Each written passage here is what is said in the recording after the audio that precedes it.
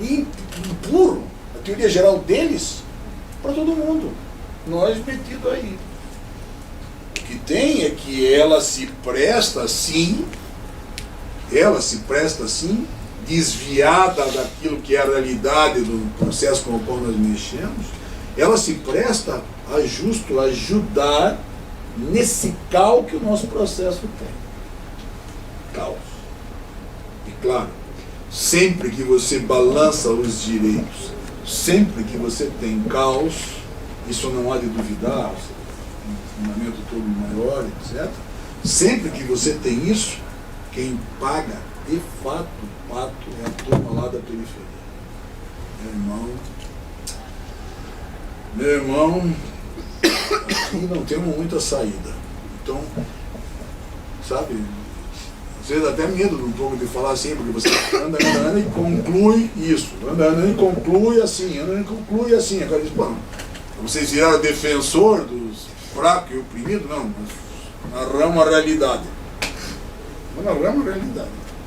Toda a minha realidade, a minha vida, ligada à penitenciária, ligado à assistência judiciária, toda a minha vida foi uma vida de batalha, justo para mostrar que a estrutura conceitual é uma estrutura conceitual demarcada para os que mais têm, a proteção deles contra a turma da periferia. Isso é uma barbada. E o jornalista me perguntou, o senhor acha que podemos ter alguma coisa grave nessa situação que estamos vivendo aí, que vai acontecer alguma coisa? Eu disse, olha, é possível, né? A gente nunca sabe disso. Mas uma coisa eu sei, faça o que fizer, os ricos não vão perder. Tudo que se faz é disparando na negada, um pobre. É um negócio impressionante, porque cada vez tudo que se faz é voltado para isso. Né? Voltado para os pobres ficarem mais pobres e para os ricos ficarem mais ricos. E é duro, né? Isso é muito duro, viu? Não ajuda sequer a nós nos engrandecermos com alguma coisa que como direito possamos apresentar à sociedade e dizer, nos respeitem, porque nós tratamos de cuidar dos direitos de uma maneira igualitária, para todos, do direito de todos. Os direitos cada vez mais são para os que mais têm, contra os que menos têm. E aí, isso é um Deus nos acuda. Isso, de fato, é um Deus nos acuda. Por isso que o esforço é sempre nessa direção. Porque se você narra tudo isso e diz, olha, não dá para chamar Chico de Francisco, não é a mesma coisa do que se trata, preciso construir alguma coisa diferenciada, é assim, é preciso construir, mas sobretudo é preciso levar a sério. Não adianta construir nada. As estruturas jurídicas, eminentemente elaboradas, culturais, se não forem levadas a sério, o Eduardo tem razão, se não forem levadas a sério, não é? Se prestam àquilo que ideologicamente, então o que eu estou dizendo é isso, se manipulam ideologicamente para beneficiar os que mais têm. E sempre se reforma para manter, se reforma, se muda para ficar sempre como está. É bem Tancredi, né? Lá no Gato Pardo. Né? O tio aperta e o cara espana para dizer, opa, peraí, é preciso mudar para que fique tudo como está. Tudo quanto. Bom, isso eu fecho aqui a base da teoria. E espero que tenha entendido que não tem, mesmo desse jeito tratado na rádio e tal, não tem aqui nada para ser ofensivo a ninguém. Simplesmente tem um embate de ideias, uma leitura da realidade, muito pelo contrário. Eu aprendi a admirar, bem de falar, não é? Nós devemos fazer alarde na Constituição a turma da casa, por exemplo. Visões diferenciadas de tempo, de espaço, etc. Gente com muito valor, um valor imenso. Então não tenho muito o que falar disso. Cada vez mais é preciso reconhecer isso. Não é uma questão de atacar ou não atacar, é uma questão de pensar diferente, pensar a partir da realidade, ter sensibilidade para poder tentar ajudar a ajustar as coisas. Essa coisa de sair disparando, sabe? Nem piada se faz, porque é muito sério demais e é preciso louvar. Então, nesse aspecto, sabe, é de fato um esforço. Mas, e aí é que vem o ponto, e aí é que vem o meu último ponto. Mas, independentemente de lá ou de cá, desse ponto ou daquele, de se poder sustentar uma teoria geral ou não, enfim, essas coisas que a mim parecem superadas, hoje nós estamos diante de um ataque, que não é um ataque àquilo que a realidade do processo penal demonstra, não é? Porque se tem 700, 800 mil presos, não precisamos muito mais falar da realidade, porque veja, a realidade pula fora. Você me fez mais do que nunca pular fora uma realidade com a qual nós não temos muito o que conversar. Não é? Então nós sabemos onde está o alvo do processo penal, o alvo prioritário do processo penal, para onde o processo penal se volta. De novo, vem à tona o discurso de que o processo penal, e o direito penal se presta a isso, é um direito nosso contra eles. Vamos enveredar por essa questão, porque a mim parece uma coisa muito evidente, né? Um direito nosso contra eles. De repente, quando a coisa se turva por determinadas circunstâncias que o sistema político impõe e você começa a viver, os caras começam a dizer, olha, está demais esse negócio, nós precisamos resolver o problema. E aí se sai a disparar. Pedro, Paulo, João, José, ou seja, de novo funciona a seletividade, e os que tiverem azar e forem pegos para a máquina de moer carne também. Aí você diz, pera, vamos fazer um negócio. Vamos fazer um negócio. Vamos fazer a coisa certa. Vamos fazer a coisa certa. E quando você diz vamos fazer a coisa certa, você esses caras pedem que se faça a coisa certa, que significa dizer rex, cumprir a Constituição, as leis, enfim, aquele que era o projeto todo. Aquele que era o projeto todo. Esses caras estão fazendo isso e que é preciso cumprir o projeto todo, porque agora a justiça chegou nos clientes deles. Primeiro, vamos colocar a coisa no seu devido lugar. Esses são os meus clientes e aqueles sempre foram os meus clientes, continuam sendo. Uma coisa parece certa, não podemos nem ter uma mínima possibilidade de fazer uma divisão e dizer tem um processo para mim e um processo para ti. Volto para a minha posição que está aí na Liga, ou seja, é coisa da minha dissertação de mestrado, lá atrás. Não é? Lá atrás. Cadeia não foi feita para pobre, cadeia não foi feita para rico, cadeia foi feita para culpado. Se você determinar na forma justa, correta, como está lá. Isso ajuda a pensar, na situação, porque não é você fazer pouco caso para a defesa dos processos que mais tem, mas é porque é justo a exigência do processo porque dos que mais tem, é que nos dá a possibilidade de dizer, se vocês estão fazendo para eles, nós queremos para todo mundo. E isso está, digamos assim, de uma certa forma sendo bem abalado cá entre nós, não é? Por isso que eu queria rapidamente passar por alguns temas e mostrar o que está se passando. Comecemos, talvez, vai ser rápido, porque eu preciso fazer uns cortes para poder dizer algumas coisas. Toda a ideia era que toda essa noite fosse só isso. Mas, por exemplo, as delações. 2.850. Delação premiada. Nós somos um pouco felizados disso, vamos dizer, entre aspas. O pessoal da defensoria, etc e tal, não tem manejado muito isso. Delação é uma coisa voltada da forma como tem pensado o ministro sobre tudo, para andar de cima, vamos dizer, os casos econômicos, para aqueles em que já há bastante tempo hoje o Gafi, não é, recomendou que se desse um tratamento diferenciado. Não é? Por quê? Porque a circulação de dinheiro no mundo pode ser atrapalhada, turvada. Ora, se você não controlar a base de dinheiro, se você não controlar a remessa de dinheiro, e junto com isso vem terrorismo, tráfico, não é? Tráfico de pessoas, tráfico de entorpecentes. Então, a luz metida sobre isso aí, ora, se envereda justo para a situação econômica. Em geral, isso não é coisa da turma da periferia.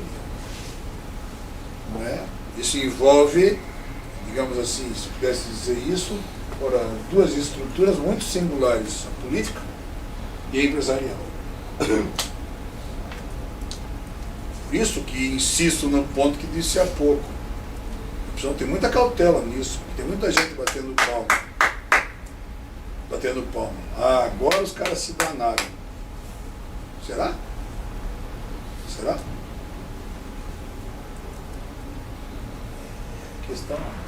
Eis a questão da delação premiada. Nossos clientes pagaram 3 bilhões, 1 bilhão, milhões, tanto milhão, tanto milhão, tanto milhão. Pergunta, quantos estão presos? Eis o processo penal. Desde o primeiro dia. Eis o processo penal. Quantos estão presos? Quantos estão presos? Meu irmão, esse que é o problema.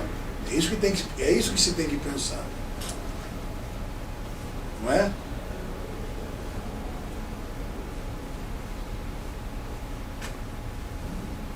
Interessante é isso. Agora eu não sei como vai ficar. Mas quando vem a delação por tráfico de entorpecente? Até onde isso vai, quanto vai resistir? Não é? É viável para um processo no qual o Estado está metido, que ele pactue para quebrar o princípio da confiança, imperioso para a existência de relações sociais, digamos, mais do que estáveis, éticas?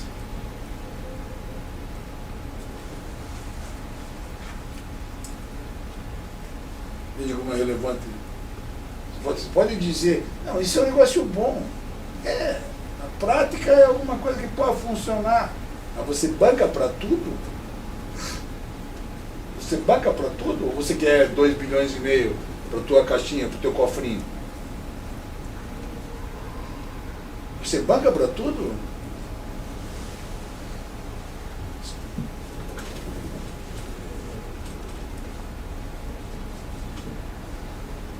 Se você para pensar um pouco sobre isso, veja, a estrutura do conteúdo do processo está quebrada. A estrutura do sistema se abala, porque você tem um sistema inquisitório, no qual você enfia, como se enfiou, um instituto da estrutura acusatória, sem a mínima noção, disse aquele dia, sem a mínima noção de como funciona por lá. E lá uma das coisas que tem e da forma como funciona é que as estruturas de processo são estruturas nas quais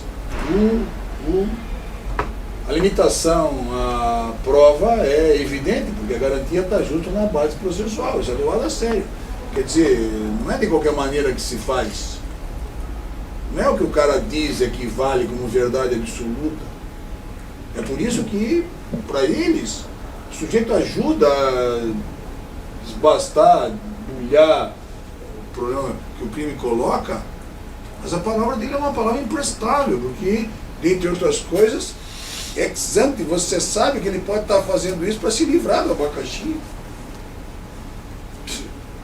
Para nós, a chamada de Correio sempre foi tratada desse modo, e por isso que se não fazia. Então, o que sucede? O sujeito faz acordo lá, cara, eles pegam aquilo para eles desenvolver investigação, descobrir os crimes que aconteceram, e a partir daí funcionar de outra maneira. Tem funcionado, é assim que tem funcionado aqui? Não. Porque num sistema inquisitório desse, com o juiz com poder sendo o centro do processo, aquilo que você diz a ele toma como verdade e está acabado. Porque se ele antecipa a decisão, muito mais, ele antecipa se alguém vai lá e conta contra você. Não pode contar contra você porque não gosta de comunista, por exemplo. Como você é, você paga, por exemplo. Ou porque você é negro, ou porque você é pobre, ou porque você é velho, ou porque você é mulher, ou porque você é prostituta. E aí você vai metendo tudo que cabe aqui, não é? De modo que na seletividade você poder quebrar. Mas mais do que isso, de repente, você começa a escolher mesmo dentro das estruturas. Então, né? Então, não é eu mesmo, filho. Nós mesmo fomos advogados nos casos, tinham na largada 35 pessoas metidas,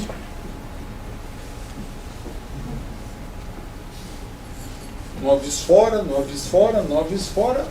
sobraram 2 condenados. Pergunta, eu sou um advogado medíocre porque condenaram 2 dos meus clientes? Os advogados na Lava Jato? Os advogados, a venda geral, são os medíocres a defender os assassinos. Qual a mediocridade você tem? Se de 35 você tira 33. Você é um medíocre ou você é um vitorioso?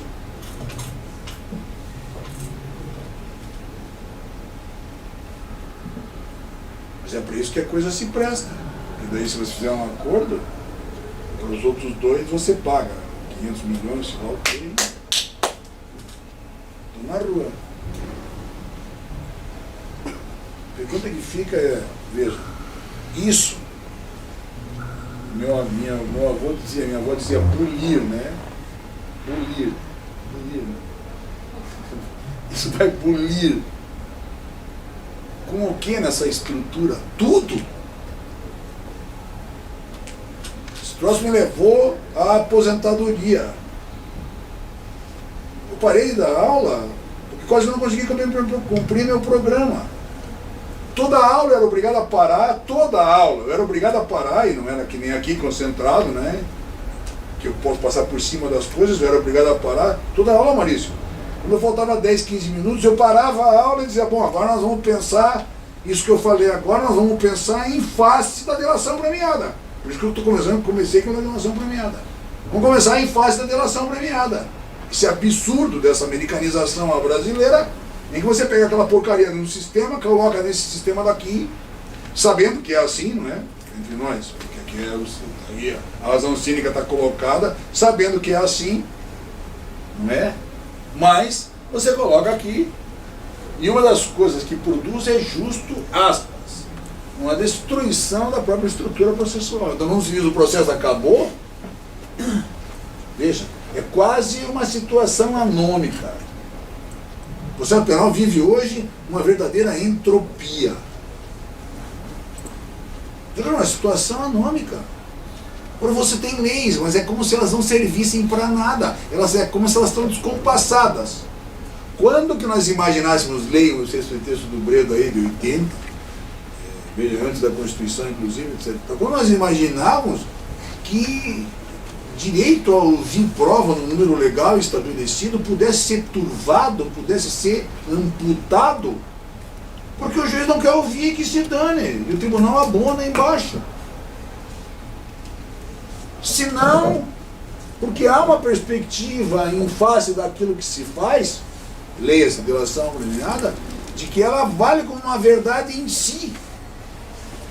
E ainda que eu pudesse dizer, não gosto muito e nem acredito em verdade absoluta, porque isso está fora da razão, isso é coisa para Deus, e assim, ainda que você pudesse imaginar assim, ainda que você pudesse pensar nisso, está lá. Está lá. Bom, então veja, basta A desfaçatez de um só instituto, você dá na estrutura toda.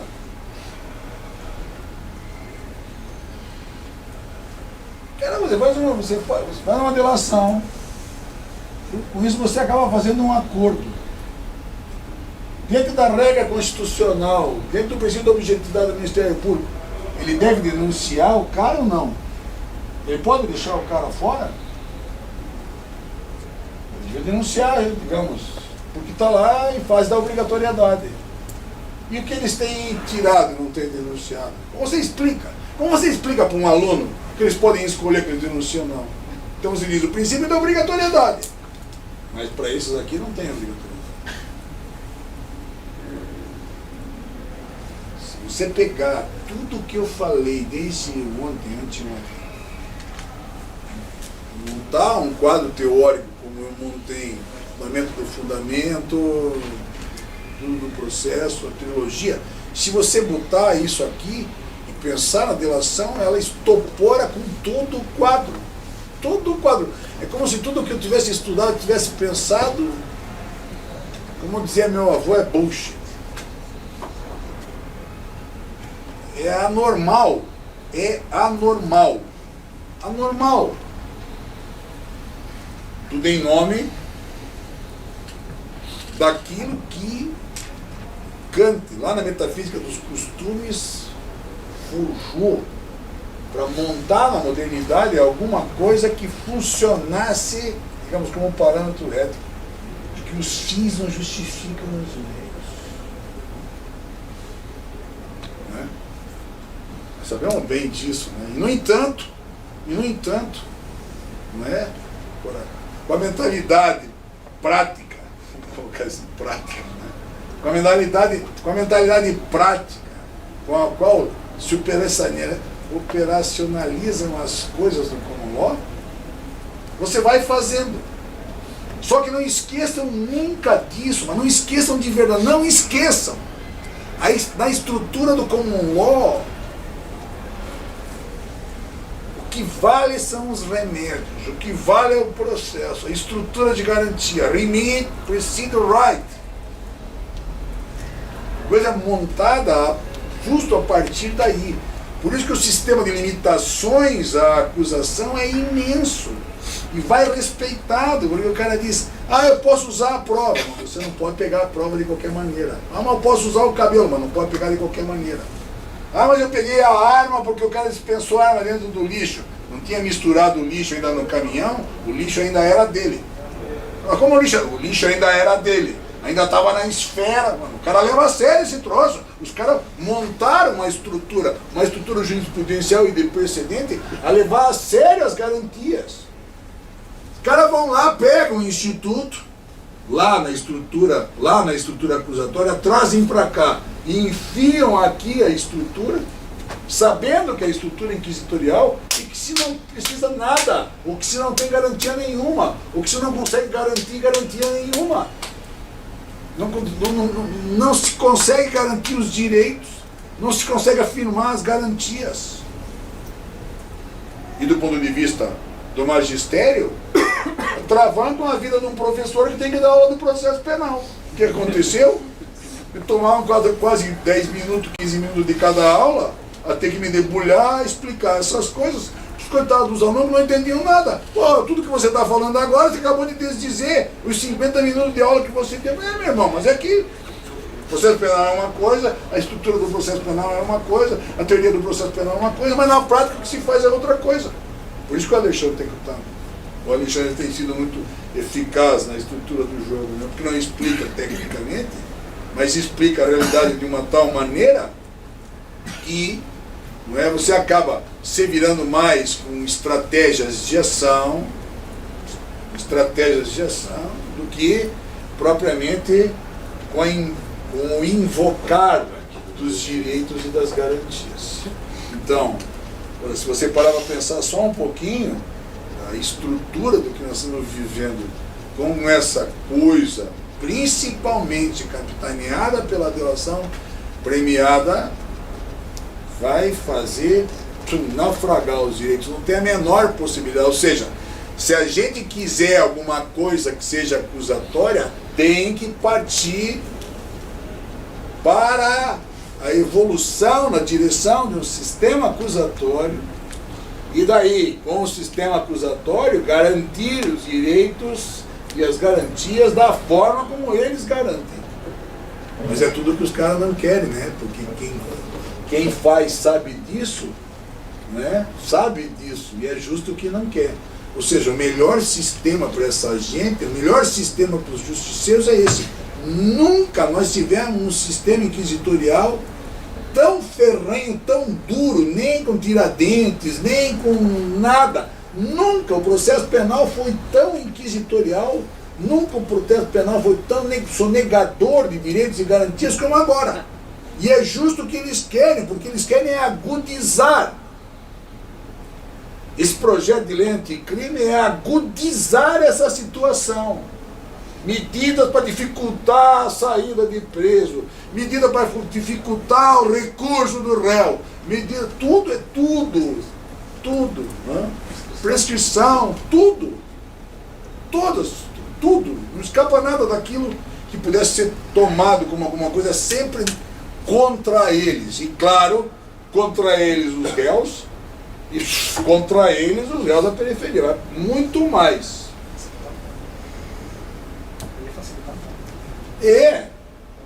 Facilitar. Eu ia dizer isso depois. Maurício diz, facilitar a morte. O que tem, escutem bem o que eu vou dizer agora, é que nesse caminhar, já, dependendo da situação, já, vem uma discussão séria sobre a pena de morte. Pena de morte como solução para o problema da criminalidade no Brasil. Não duvidem disso. Não duvidem disso. Porque eu, cético de que se podia chegar onde nós chegamos agora. Desabando a estrutura do processo, a teoria do processo que nós estamos desabando. Então, desde esse ponto de vista, o louvor vai, nesse aspecto negativo, né, vai para a delação premiada, ou seja, para discutir um monte para frente. Gatado aí está o whistleblowing ou informando bem. Então, que está diretamente ligado a isso, vai. Mas eu queria, em face dessas medidas, essa medida proposta, só um minuto falar, não é, do quanto o processo vai naufragar de fato com a questão do plea bargaining. Mano, nós trabalhamos, estudamos esse negócio já há algum tempo, porque lutando para a implementação de uma estrutura acusatória de verdade, que não seja essa fraude discursiva do sistema inquisitório que se apresenta como acusatório e tal, que produz tudo isso aí, justo porque é assim, não por aquilo que você enuncia, mas porque ele a gente vem pensando na estrutura, etc e tal, e algumas coisas se foi estudar, etc e tal, mesmo em português, que já tem em Portugal, Albergaria, Pedro Albergaria, por aí vai, e depois todas as reformas desde 99 do processo penal na América Latina, com a construção de códigos voltados para a estrutura acusatória, que levam necessariamente a acompanhar, de uma certa medida, a estrutura americana. Portanto, o bargaining vem como mecanismo de se ter acordos, né? Deal, agreement, bargain.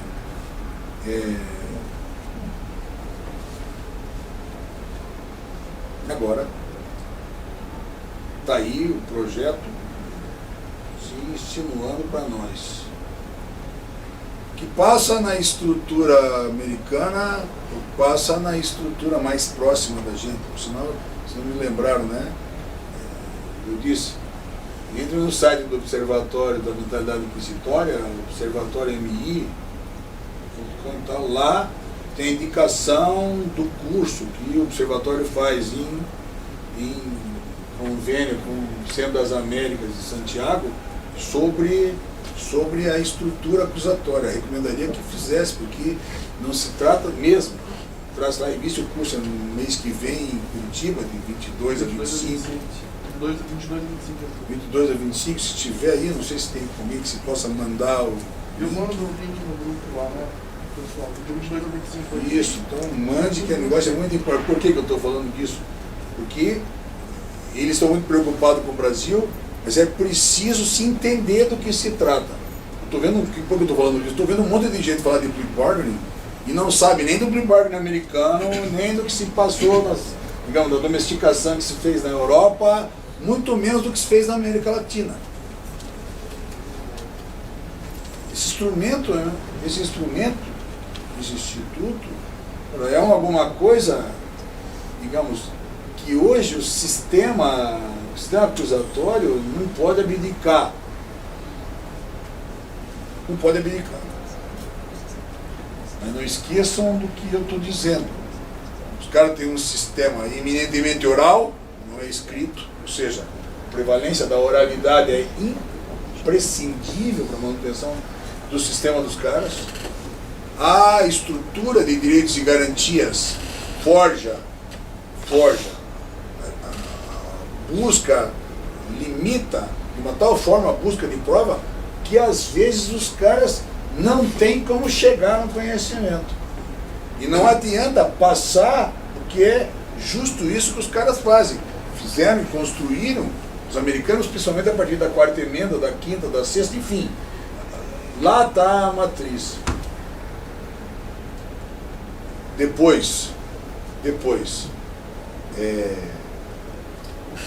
a exigência que se faz, numa estrutura eminentemente oral, a exigência que se faz é que, pelo menos, digamos assim, numa estrutura com três audiências, a primeira, em cima do fato, já seja uma audiência que apresente aquilo que foi arrecadado, digamos assim, a comunicação do crime, as provas, uma preliminar appearance, que para nós, na estrutura da América Latina, é uma audiência de formalização, uma primeira audiência, uma audiência, digamos, preliminar, de uma audiência intermediária, de uma audiência oral final. Por quê? Porque é necessário, estão escutando? É necessário que o juiz controle aquilo que a polícia vai investigar, do impulso inicial, mas sobretudo as medidas contra o réu tomadas, principalmente a prisão. Não para sacanear com a polícia, mas para verificar se as regras foram de fato cumpridas. Esse juiz, percebam, é um juiz que ao mesmo tempo que ele pode decretar a preventiva que eventualmente ele possa decretar, e portanto a prisão que ele possa decretar, é justo em face da ordem. Que é a ordem essa a qual ele está endereçado. Os americanos não trabalham assim, mas todo o processo da América mete nesse juiz um juiz das garantias, porque o que ele deve fazer aí é verificar se os direitos e as garantias estão corretamente estabelecidos e respeitados. Se não tiver, ele solta. Meu irmão, isso está no pacto. Isso nós roubamos do pacto para fazer a audiência de custódia. Por que a audiência de custódia não dá? Por que a audiência de custódia virou isso que virou? Não vamos muito mais adiante, mas por que virou isso que virou? Porque, porra, essa é a audiência da qual eu estou falando. É a audiência, é a preliminar appearance nos Estados Unidos, é a audiência de formalização aqui. Por que no Chile, por que na Guatemala, por que no Peru essa desgraça funciona? Minha audiência de custódia não consegue se impor aqui. Porra! De novo eu vou repetir o que eu venho dizendo desde anteontem. Nós trabalhamos num sistema inquisitório, mano. O juiz que vai pra lá é uma porra do juiz inquisidor, velho. E aí, você precisa atribuir o controle dos direitos e garantias No mais das vezes, os juízes que vão para lá vão justo para poder transformar o flagrante na preventiva. Vão lá para livrar a sociedade do mal daquele criminoso. Vão lá para... A mentalidade é uma mentalidade dos diabos. Mas por que não funciona? Porque a mentalidade é outra. O cara opera num outro sistema, a cabeça dele, a lógica da cabeça dele é essa, a lógica do nosso processo, não a lógica do processo dos caras. Sabe como isso funcionou? Sabe onde tem dificuldade? Tem uma dificuldade e não mudaram os juízes, nem fizeram os juízes se adaptar. Nós vimos isso no Uruguai, infelizmente.